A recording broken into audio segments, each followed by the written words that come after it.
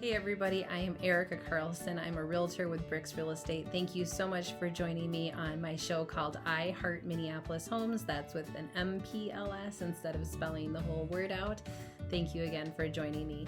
Today I want to talk to my sellers, the people who might not be ready to sell their house yet but are thinking about it, and you're trying to consider like which update should I do that would bring the best value to my property. And so obviously bringing in a real estate agent is probably the faster way to do this, but if you're feeling a little gun shy that you don't want that person in your house, whether it's COVID related, whether you just feel like it's premature, I understand. So let's talk about that today. The first thing I want you to do is just look at the overall condition of a property. Just those little things like the rips and the screens, maybe the carpets need to be clean, maybe it's time for the windows to get a good washing, or the landscaping is like starting to become a little overgrown. So when you add those things up, the problem is they start becoming equivalent to a dollar amount to somebody, and they don't realize they're doing it, and maybe you don't think of it that way either. So if all those things are happening in one house, it starts becoming overwhelming. Like, this house is too much work, and then that's what we don't call a turnkey house, right? Like, now it's not a fixer-upper, but it starts feeling like it when there's so many little projects that need to be done. So things that are monetarily in your comfort zone, tackle them. If you're questioning yourself about it, tackle it typically. And if you think about the things I just listed, none of them are particularly expensive, and it wouldn't be if you added them all up. And so if you can start getting at those projects, it'll definitely raise the value of your house, even though it seems minor and like it shouldn't be a big deal. It's the adding up of things that sort of becomes a big deal to us mentally. Of course, just a good cleaning really can't be underrated. A lot of people don't need perfect new everything, but most people love things that are clean, and that will give people a homey feeling when they walk through. So cleaning, obviously, and then getting into those repairs. The second thing you can do, and this is something I can help you with if you ask, is checking out your competition. If you're at the mode of like, I might sell, then it's time to become aware of who else is selling their house. What does their house look like in terms of, again, the condition, but also in terms of what projects have they done or not done.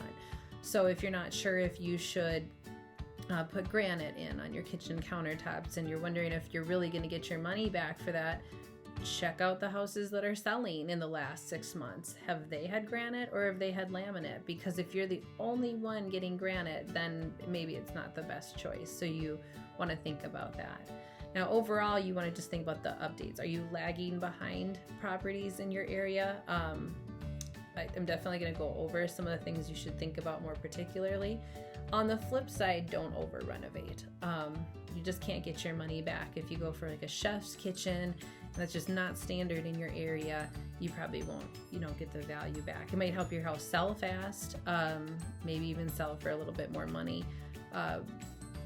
However, if it's not really anticipated in a particular neighborhood, it's hard to figure out if you'll ever get your money back on that particular upgrade. So number 3 is know the top ROI projects. ROI meaning return on investment. There are 3 things for you to consider pretty seriously as a homeowner before you sell. And I got this data from the 2019 remodeling impact report. So these aren't my personal opinion. They said the new roofing was 107% of your value could be recovered. You think about the roof, it's like so basic, and obviously it can be so troublesome if it's not working.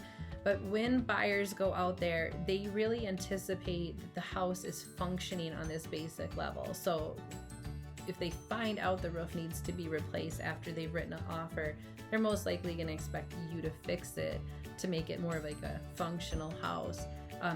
They're not going to go into this expecting to come up with another, $6,000 to $20,000 depending on the roofer that they use. So if you have that already taken care of, it's just, check, done, roof is good, it's new, we're fine, moving on. The other thing to consider is just hardwood floors. If you have them, the value, we'll say, of refinishing. You can get 100% of your value back on refinishing hardwood floors. And if you don't have them or you expose them under the carpet, you can get 106% value back. So hardwood floors, whether you like them or not, still continue to hold their value, and nothing like somebody discovering they have them under their carpet, like an older house. People get pretty excited about that. So if they're in rough shape, maybe consider getting them finished again and bringing them back up to speed.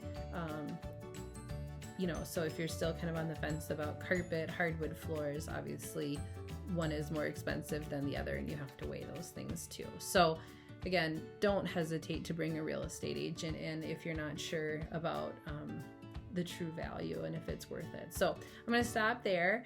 Now you know what updates to make if you're considering doing anything at all to your house this fall and winter to get it ready for the spring or summer market.